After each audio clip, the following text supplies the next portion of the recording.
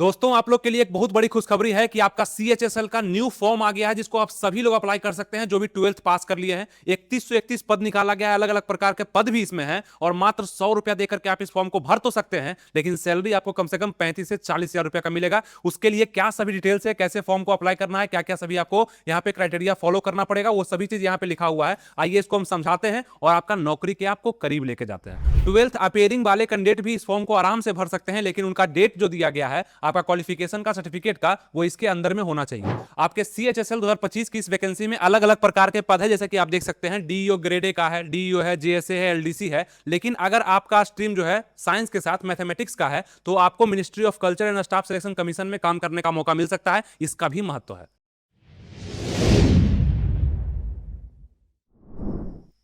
नमस्कार दोस्तों, आनंद study online channel में आप लोग का फिर से एक बार स्वागत है। तो आप लोग के लिए एक बहुत ही बेहतरीन वैकेंसी जिसका इंतजार भी आप लोग कई दिन से कर रहे थे। तो 3131 पद पे, बहुत ज्यादा पद भी नहीं है, लेकिन जो तैयारी करते हैं उसके लिए काफी अच्छा पद है। इसमें से एक सीट आप लोग को चाहिए, वो चाहे आपका डीईओ का होगा, एलडीसी का होगा। तो इसमें से आप देखेंगे आप किसके लिए एलिजिबल है, क्योंकि सिलेबस सभी का समान होगा। वही 4 सब्जेक्ट से क्वेश्चन पूछे जाएंगे, जो कि आपका मैथ, रीजनिंग, जीके, जीएस और इंग्लिश का होता है। आसान सा सिलेबस होता है जो कि हर एक साल आपका पूछा जाता है। इसमें से आप जितना हाईएस्ट स्कोर कर पाएंगे उतना ही अच्छा से आप इस वैकेंसी के नजदीक जा पाएंगे। आपको पता होना चाहिए कि इसमें एक पीटी और मेंस का होता है, यानी कि आपका टीयर 1 और टीयर 2 होता है। इसके बारे में पूरी डिटेल से हम लोग जानेंगे। सबसे पहले हम बात करते हैं आपका कर्मचारी चयन आयोग भारत सरकार के द्वारा यहाँ पे एसएससी 10+2, यानी कि आप इस वैकेंसी को 12th पास के बाद ही डाल पाते हैं या पेयरिंग वाले भी डालते हैं, उसके लिए हम आगे चर्चा करते हैं। तो आपका एसएससी 10+2 सीएचएसएल ऑनलाइन फॉर्म 2025 निकाल दिया गया है, जो कि आपका फुल फॉर्म यहाँ पे combined higher secondary level examination 2025 का होगा। इसमें टोटल पोस्ट का अगर हम बात करते हैं तो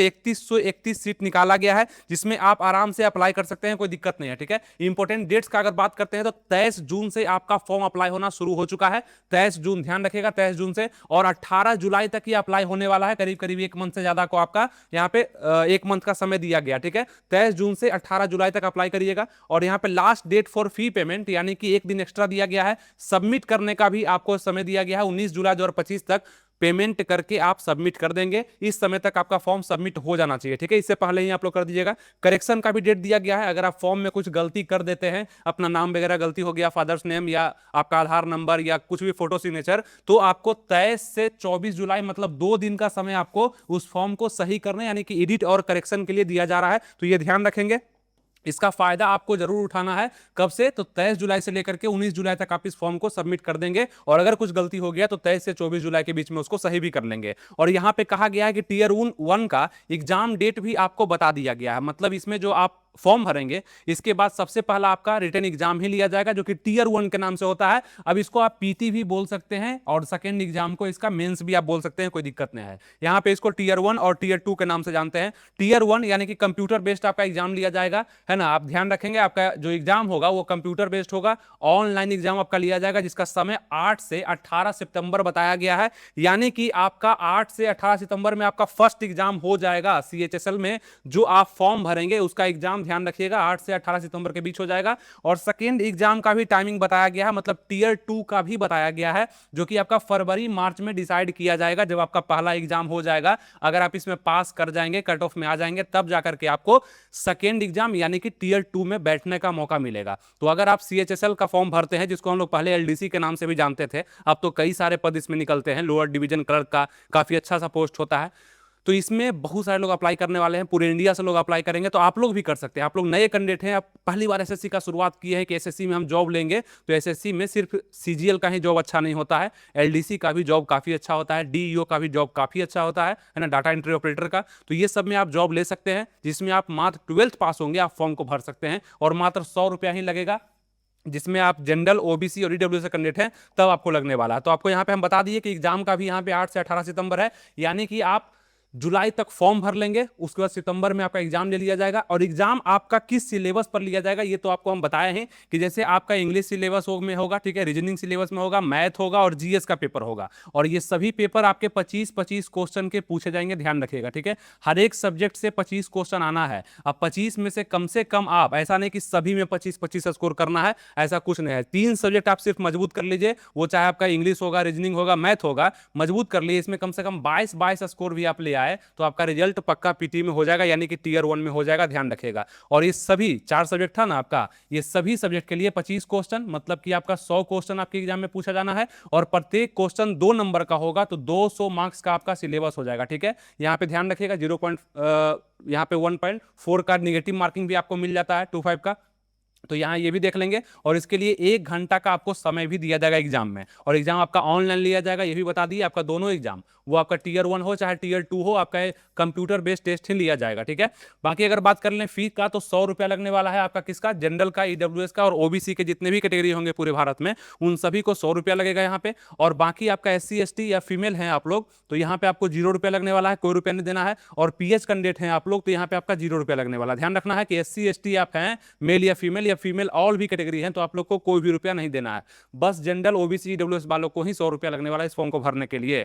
और उसके बाद देखेंगे करेक्शन का जो फी है। देखिए, अब यहाँ ये भी बोला गया है कि फॉर्म जो आप भरेंगे उसमें जो करेक्शन आप करेंगे, तो पहला करेक्शन के लिए 200 रुपया चार्ज होने वाला है, और फिर भी अगर कुछ गलती रह गया, फिर दोबारा आप करेक्शन करने जाएंगे तो उसका 500 रुपया चार्ज आपको लग जाएगा। ठीक है, फॉर्म भरने का 100 रुपया, लेकिन गलती करने का पहला टाइम का 200 और दूसरा टाइम का 500 रुपया आपको लगने वाला है, जो कि बता दिया गया है। तो ये सब ध्यान देकर के ही फॉर्म को भरिएगा, ताकि गलती ना हो और आप अच्छे से एक बार में ही फॉर्म को सही सही भर लें। अब हम लोग बात करेंगे कि इसमें क्या एज मांगा जाता है, कौन कौन से लोग अप्लाई कर सकते हैं। जैसे कि आपको हम बताएं कि 10+2 जो भी पास हैं, यानी कि जो भी 12th कर लिए हैं लोग, है ना, 12th पास हैं, वो तो अप्लाई कर ही सकते हैं। लेकिन यहाँ पे उनका 18 साल का होना भी जरूरी है, कम से कम मिनिमम आपका 18 साल होना यहाँ पे जरूरी है, और मैक्सिमम 27 साल अगर कह लें तो यहाँ पे। लेकिन यहाँ ध्यान दीजिएगा, कैंडिडेट बोर्न नॉट बिफोर, मतलब 2/1/1999, मतलब 2 जनवरी 1999 के बाद, और उसके बाद 1/1/2008 से पहले जिसका जन्म है, वो इस फॉर्म को आराम से भर सकता है। लेकिन कुछ छूट भी अलग अलग कैटेगरी में दिया जाता है,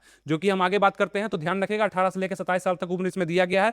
अब यहाँ बात करते हैं किसके लिए कितना उम्र यहाँ पे है। अब देखिएगा यहाँ पे आयु में छूट किसके किसके लिए है, तो यहाँ पे OBC SC ST PWBD भूतपूर्व सैनिक और विधवाओं के लिए भी यहाँ पे छूट का व्यवस्था किया गया है। जो कि SC ST का बात कर लेंगे तो 5 साल का छूट आपको मिल जाता है। ठीक है, OBC का बात कर लेते हैं तो आपका 3 साल का छूट मिल जाता है। ठीक है, एक्स्ट्रा जो बताया गया है 18 से 27 जो बताया गया है, उसके अलावा ये सभी के लिए है, जनरल ईडब्ल्यूएस के लिए। लेकिन अगर आप SC ST से हैं तो आपको 5 साल का छूट, यानी कि आप इसमें 32 तक अप्लाई कर सकते हैं। ठीक है, OBC 3 साल का है तो यहाँ पे 30 तक आप अप्लाई कर सकते हैं, जितने भी कैटेगरी है। ठीक है, मेल फीमेल कोई भी। PWBD अनरिजर्व है तो 10 साल का आपको छूट मिलता है। ठीक है, जनरल से है तो। और PWBD अगर OBC से है तो 13 साल का छूट मिलता है। और PWBD अगर SC ST से है तो आपको 15 साल का छूट मिलता है, जितना बताया 18-27 उससे 15 साल का छूट मिलता है। बाकी सर्विसमैन में अलग अलग क्राइटेरिया है, उसको आप लोग नोटिफिकेशन में भी देख सकते हैं। मिनिमम कम से कम 3 साल का छूट आपको दिया जाएगा।